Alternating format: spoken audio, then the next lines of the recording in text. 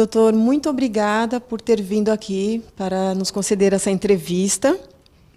Eu é que agradeço ter sido convidado para isso. Bom, como é um mural, né, um mural histórico, nós vamos contar algumas lembranças. E eu gostaria, então, que o senhor começasse contando um pouquinho de quando o senhor entrou no Ministério Público. Eu entrei no Ministério Público em 1970, o concurso que terminou em outubro de 1970, a nossa posse foi no dia 3 de novembro de 1970. Foi um concurso marcante porque só passaram 19 candidatos, o que motivou até a imprensa a criticar a falta de qualidade dos cursos jurídicos já naquela época, porque de mais de 1.000 candidatos só haviam passado 19. É certo que a banca, a meu ver, foi rigorosa demais. Talvez porque, dentre os candidatos, estivesse o Dr. José Celso de Melo Filho, que se destacava muito dos outros, com uma vasta cultura jurídica já àquela altura, né? E cultura jurídica que o levou diretamente do Ministério Público de São Paulo para o Supremo Tribunal Federal. Quase que ele foi para o Supremo sendo simples promotor, porque ele era um dos que, como eu, então, recusavam a promoção a procurador. Às vésperas da ida para o Supremo é que ele, atendendo a pedidos de colegas procuradores, aceitou ser procurador de justiça, para ir para o Supremo como procurador de justiça. Entrando no Ministério Público, o senhor foi para qual comarca? Eu fui substituto em Franca. Aliás, fui talvez o único ingênuo que achava que era obrigatório que o promotor substituto morasse na sede da circunscrição. E por isso me mudei com a família para Franca. Eu, àquela altura, era casado e já tinha 2 filhos, embora eu tenha ingressado, quando estava completando 24 anos, eu já tinha casado indo do 2º para o 3º ano da faculdade, aos 20 anos, e já tinha 2 filhos que hoje são promotores de justiça, o mais velho é procurador de justiça. No Ministério Público vim a ter a minha 3ª filha, quando eu estava indo para São Luís do Paraitinga, que foi a minha primeira comarca, a comarca de primeira entrância, como então se chamava. Ela nasceu quando eu estava indo para São Luís do Paraitinga. Tem alguma história que o senhor se recorda da época? No exame oral que havia, um dos examinadores, sabendo que eu tinha sempre estudado em colégios católicos e que tinha feito a Universidade Católica por opção minha, que não quis ir para a Universidade de São Paulo, que eu achava comprometida com o regime militar, o examinador, Dr. Werner Rodrigues Nogueira, me perguntou se eu, sendo católico, se favoreceria católicos numa ação em que algum outro católico tivesse interesse. E eu respondi que de forma alguma, que o meu receio era ser mais rigoroso com alguém que professasse a minha crença do que com outro que não a professasse. E pouco tempo depois eu tive oportunidade de pôr isso em prática, porque quando fui promotor em Aparecida havia uma ação da arquidiocese que queria que fosse reconhecida a imunidade tributária sobre todos os bens da igreja em Aparecida, que era uma parte importante da cidade. Metade de Aparecida pertence à igreja. E eu sustentei no mandado de segurança que a imunidade era exclusivamente em relação a templo e demonstrei, com base no Código de Direito Canônico, que templo é o local sagrado em que Deus é cultuado e que não pode ser estendido esse conceito a outros bens da igreja, sob pena de estar reconhecendo que a igreja está praticando simonia, porque havia lojas comerciais que estavam envolvidas nesse mandado de segurança, não é? A igreja era proprietária de estabelecimentos comerciais. E o meu parecer tinha uma fundamentação bastante apurada, a ponto de o cardeal, sabendo do teor do parecer, ter ordenado que se desistisse, que a igreja desistisse da ação que foi proposta. O que para mim foi uma alegria, porque no parecer mesmo eu citava o padre Vieira dizendo que ao final dos meus argumentos eu esperava que não houvesse coração tão duro que não desse as mãos e ficasse convencido. Bom, falando um pouquinho ainda lá do começo das comarcas, quais foram as dificuldades que o senhor encontrou na época? Bem, eu nasci em São Paulo e sempre tinha vivido em São Paulo. A mudança para Franca, a mais de 400 quilômetros, só com a mulher e 2 filhos pequenos, foi um impacto grande. E àquela altura, em 1970, havia comarcas às quais só se chegava por estrada de terra. Então eu substituí em Nuporanga, por exemplo, e um longo trecho da estrada era em estrada de terra ainda. Hoje eu acho que o estado inteiro está asfaltado, mas na época não era assim.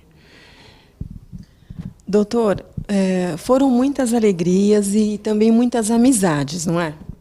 Foram, sem dúvida, com juízes e com promotores, né? Especialmente com promotores. Há um fato curioso na minha comarca de primeira entrância, que era São Luís de Paraitinga. Eu tinha acabado de me tornar pai pela 3ª vez e a minha mulher não se mudou para São Luís do Paraitinga, de modo que eu passava a semana no fórum, porque o único hotel da comarca era um casarão de 1850 que tinha uns tapumes de eucatex ou coisa que o valha, que iam até metade da altura do cômodo, né, separando um quarto do outro. Se pusesse uma cadeira e subisse nela, você veria o quarto ao lado. E eu levei uma cama de campanha e dormia no fórum, na sala secreta do júri do Fórum de São Luís de Paraitinga.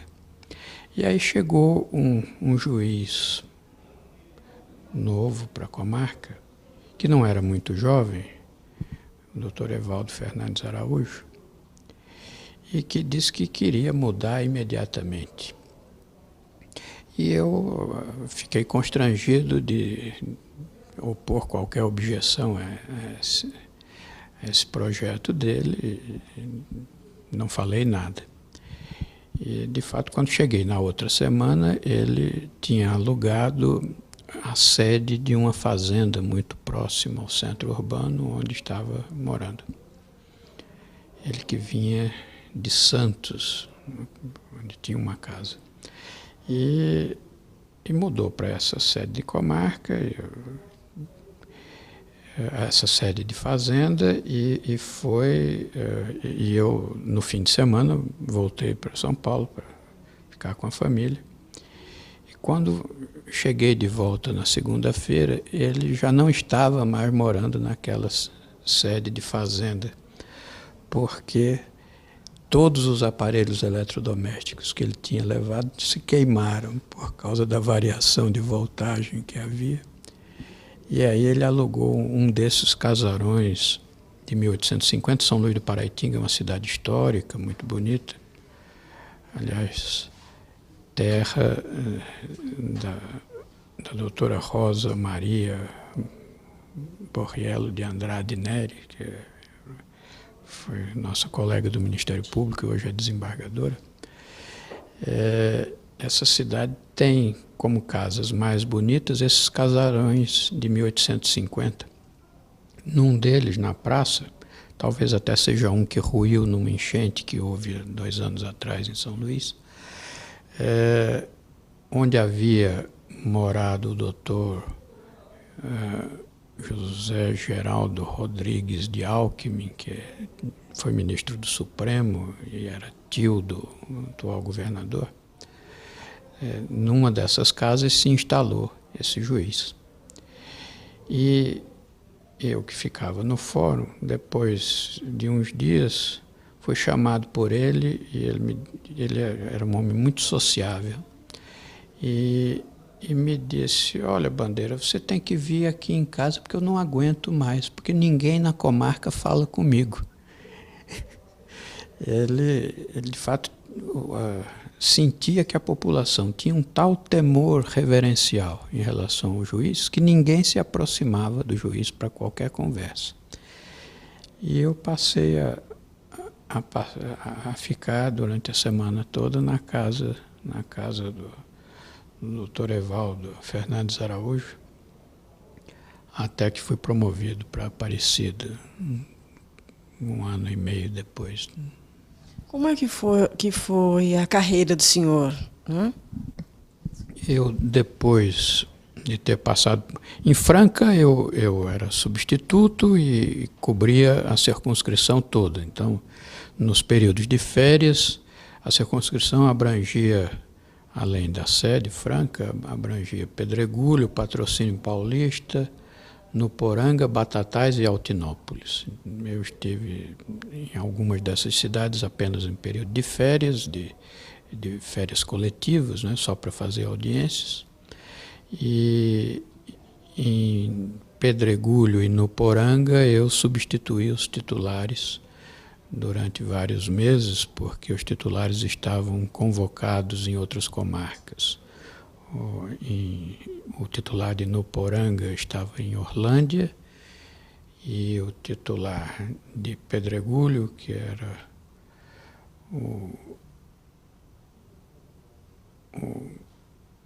vai ter que cortar esse pedaço, que era o Dr. José Carlos de Carvalho Rosa, estava convocado em Pirassununga, se não me engano.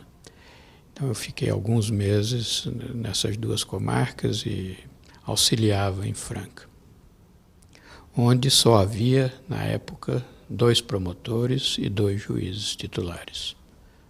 Hoje há várias cíveis e criminais, a cidade tinha pouco menos de 100 mil habitantes.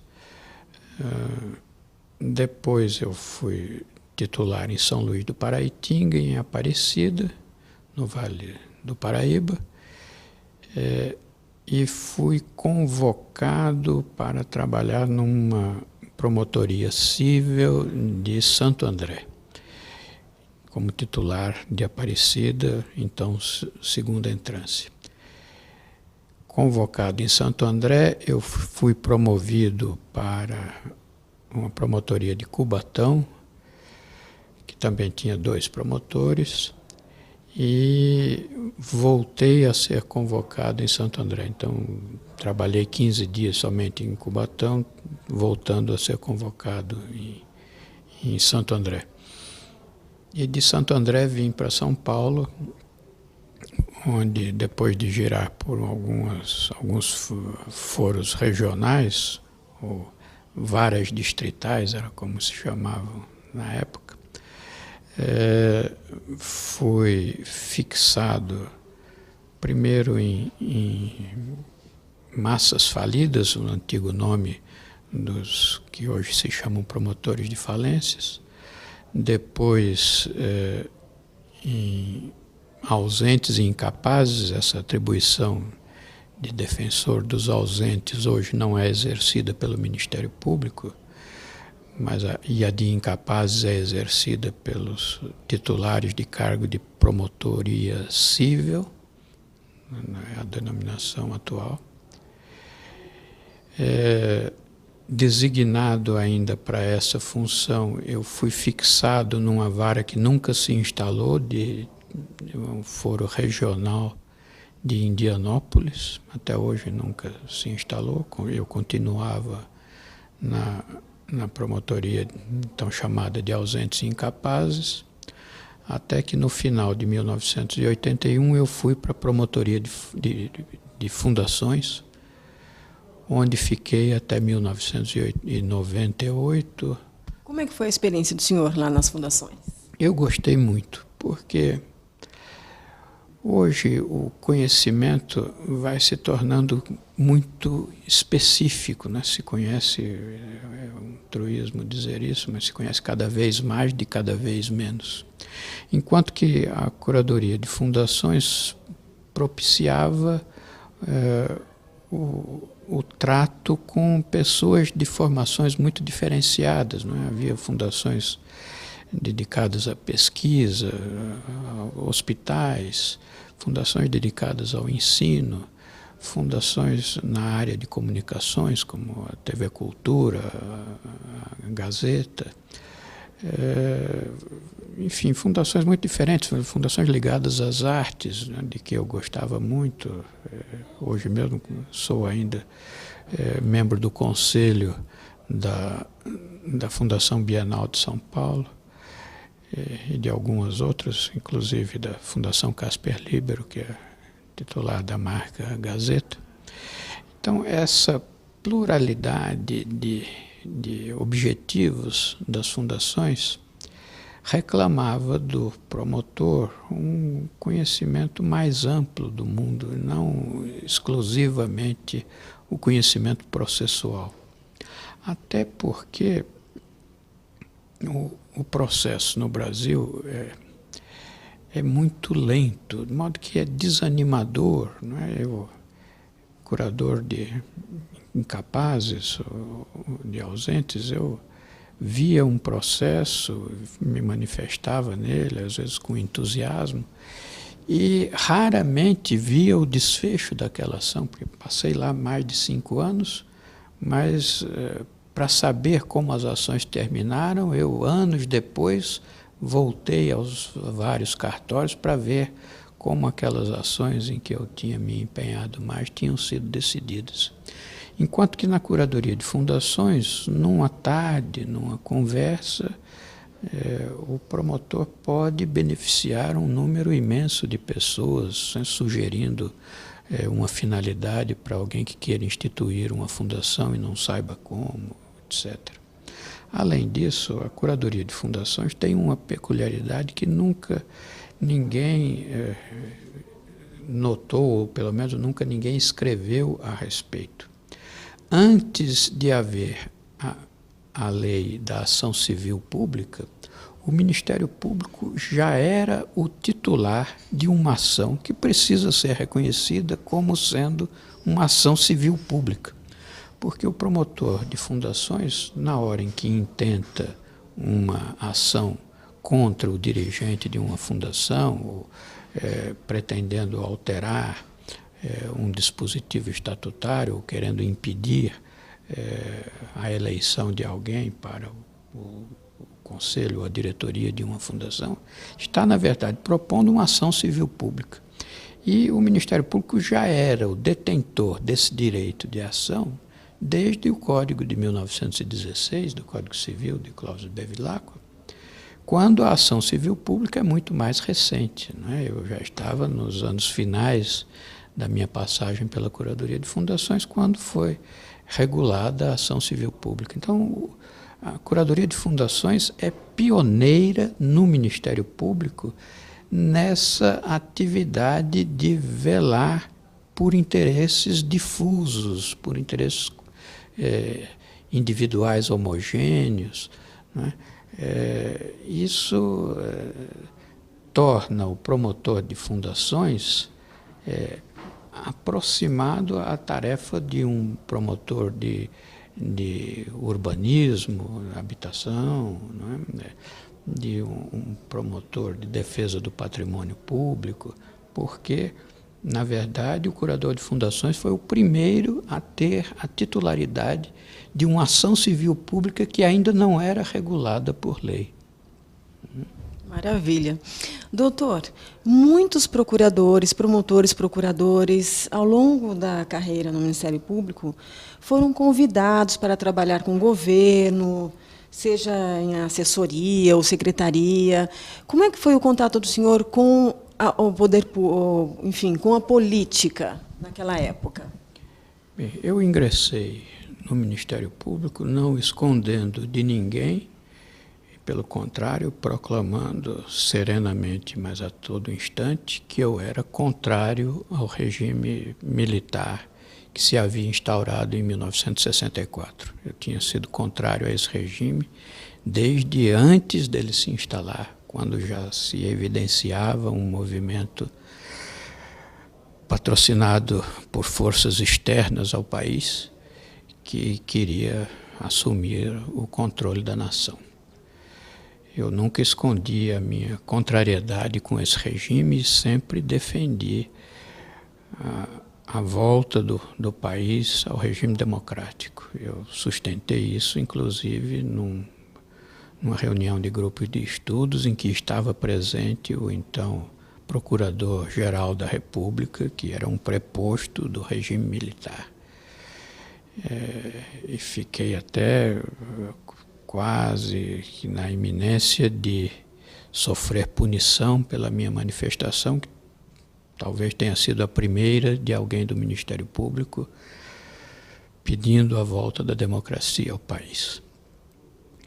E depois disso propus contra a televisão Padre Anchieta uma ação para que ela cessasse uma programação que tinha o claro intuito de fazer propaganda política do governador Paulo Maluf.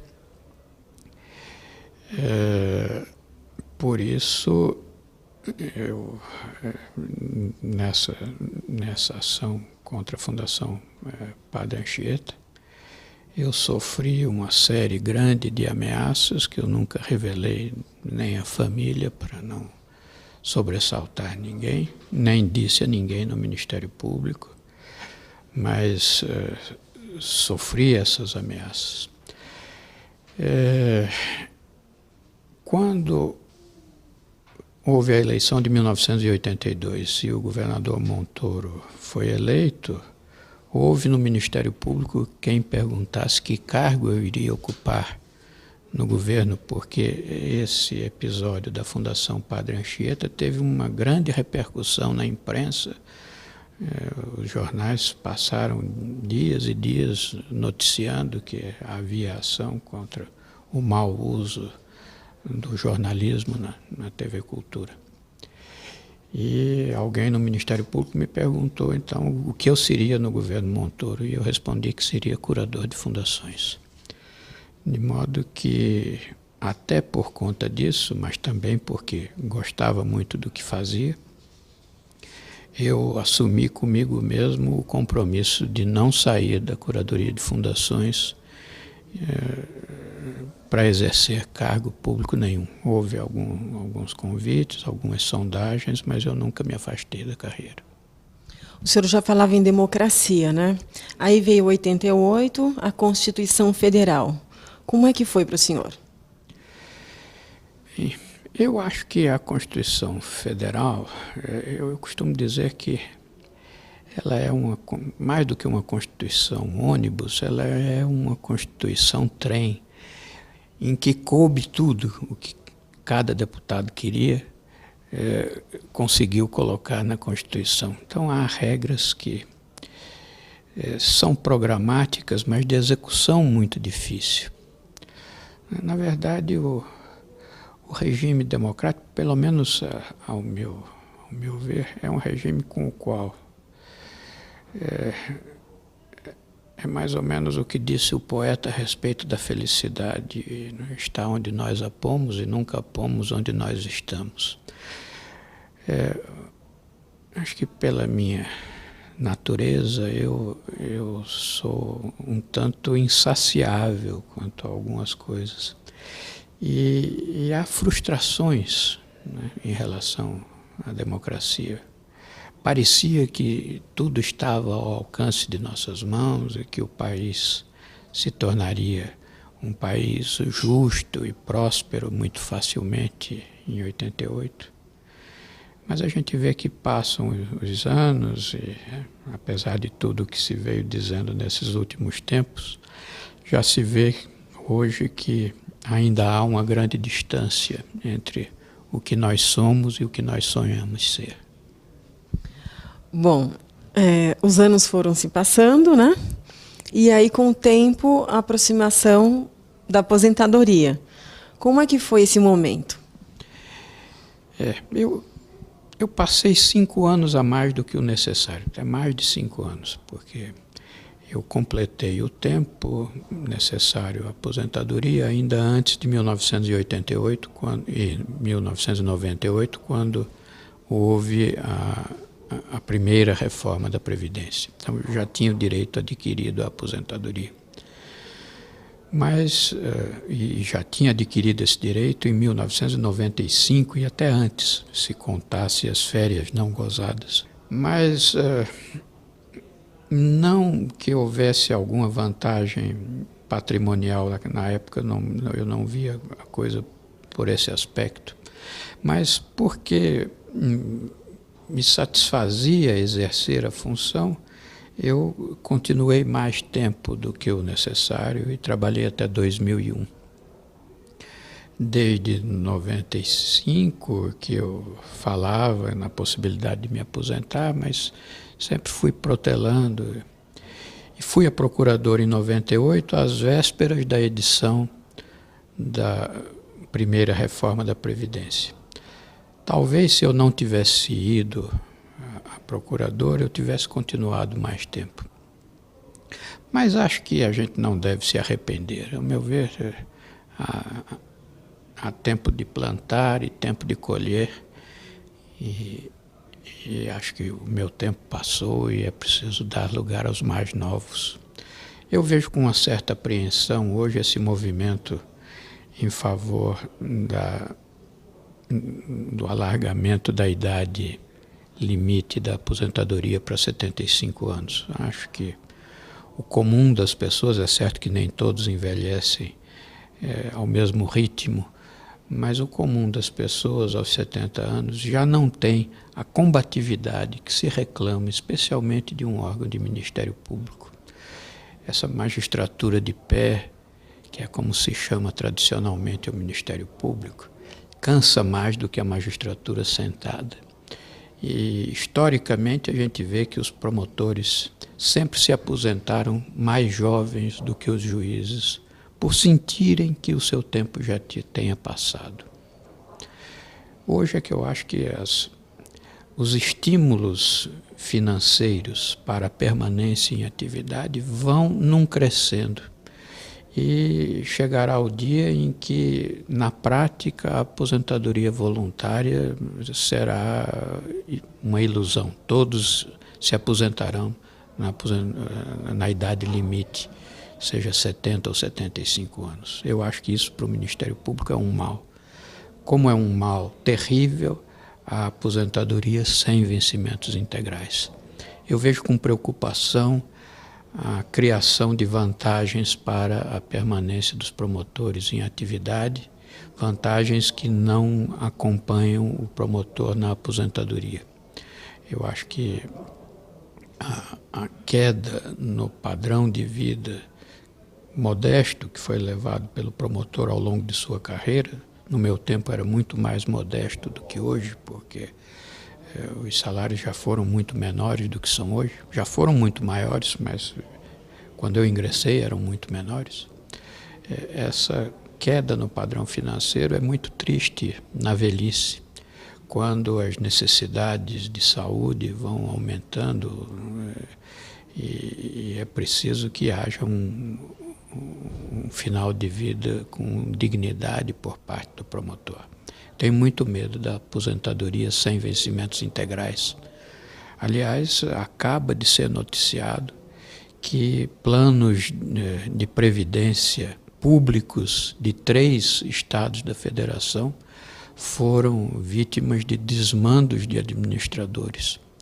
Então, eu imagino o que será dos promotores de justiça que ingressarem sob o novo regime que prevê a aposentadoria do INSS e uma complementação através de planos privados, de planos facultativos, que não são privados, mas são públicos. Vejo o que será desses promotores se houver um desmando desses e esses planos de aposentadoria complementar se transformarem numa miragem que não será atingida na velhice dos novos promotores. Acho isso um perigo tremendo, não para o promotor individualmente, não para o servidor público individualmente, mas para o serviço público, para a seriedade, para a honestidade do servidor público. Eu acho que é uma exigência da nação que os servidores públicos tenham uma aposentadoria condigna, que os façam se dedicar inteiramente ao serviço sem pensarem em formas alternativas e nem sempre honestas de assegurarem uma velhice digna. Aí depois o senhor se aposentou, como é que a família recebeu o senhor nesse momento? Porque o senhor se casou cedo, então a família acompanhou, a esposa e os filhos acompanharam o senhor desde, aquela época, né? Foi toda uma carreira. Como é que é hoje? Bem, eu tenho os meus 2 filhos maiores que nasceram quando eu ainda nem era promotor, hoje são membros do Ministério Público do Estado. A filha menor não foi muito distante, não foi muito fora desse âmbito, porque é procuradora da República, integra o Ministério Público Federal. Então eu tenho 3 filhos no Ministério Público. A mais nova ingressou quando eu já estava aposentado, os 2 que são membros do Ministério Público do Estado entraram quando eu ainda estava em atividade. Vejo o meu mais novo ser procurador de justiça, o que me dá muita alegria, até porque essa chegada à segunda instância no Ministério Público vai se tornando cada dia mais difícil, né? Eu vi colegas chegarem a procuradores antes dos 35 anos, em grande número. E hoje, antes dos 45, daqui para frente, se torna impossível alguém chegar a procurador, exatamente pela mudança nos planos de vida de cada um, né, todos estimulados a permanecerem em atividade, de modo que os mais velhos vão ocupando o lugar dos mais novos na instituição. Antes, quando eu ingressei, era difícil encontrar alguém que ficasse 30 anos no Ministério Público, que foi o tempo que eu fiquei. Hoje, há vários colegas com 40 anos, né? O número dos colegas que têm mais de 40 anos de trabalhos prestados à instituição vai se tornando progressivamente maior. Mas eu acho que todos receberam com naturalidade isso e eu hoje exerço uma advocacia bastante reduzida, especializada em matéria fundacional. Tenho entrado em choque algumas vezes com ilustres representantes do Ministério Público quando eu entenda que o posicionamento assumido por esses colegas não é o mais conveniente ou o mais justo para a carreira assumir, mas só nesses casos é que eu me abalanço a ir contra algum representante do Ministério Público quando eu entenda que esteja havendo um desvio. Nessa função de advogado, continuo a exercer um papel bastante semelhante ao que eu desenvolvi no Ministério Público, porque eu sempre pensei a função de promotor de justiça como a de um tribuno da plebe. E na minha advocacia também nunca defendi o interesse de grandes corporações, sempre procurei defender o interesse dos mais humildes. Então, acho que estou exercendo uma função muito próxima do que exerci ao longo da minha carreira no Ministério Público, e a família entende isso que eu faço. Doutor, para finalizar, eu gostaria que o senhor falasse sobre o papel do Ministério Público. Eu acabo de dizer que, ao meu ver, o Ministério Público é o que foi em Roma o tribuno da plebe. Eu acho que o Ministério Público além disso, um defensor do regime democrático. Acho tristíssimo o Ministério Público ter se prestado a servir a um regime despótico. É um simulacro do Ministério Público, o Ministério Público que serve a ditadores. Então, entendo que o Ministério Público deva sempre lutar pelo aperfeiçoamento do regime democrático e pela diminuição das disparidades sociais que no país ainda são muito grandes. Acho que se o Ministério Público conseguir não triunfos constantes, porque a gente sabe que a vida é composta de vitórias e derrotas, mas se conseguir alguma vez alguma vitória, seja para fortalecer a democracia, seja para diminuir as injustiças sociais, o Ministério Público terá cumprido um papel importantíssimo na vida nacional. Doutor, muito obrigada pela entrevista aqui para a Associação Paulista do Ministério Público. Eu é que agradeço essa oportunidade dada pela associação, a que eu sempre fui filiado e na qual deposito as maiores esperanças.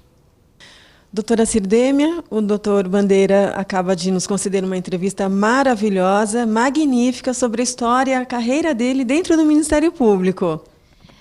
Eu agradeço muito a participação do senhor, doutor Bandeira Lins, um ícone da nossa instituição, e que vem engrandecer o nosso mural, contando da sua carreira, da sua brilhante carreira, de sua atuação ao nosso lado para o bem de nosso Ministério Público.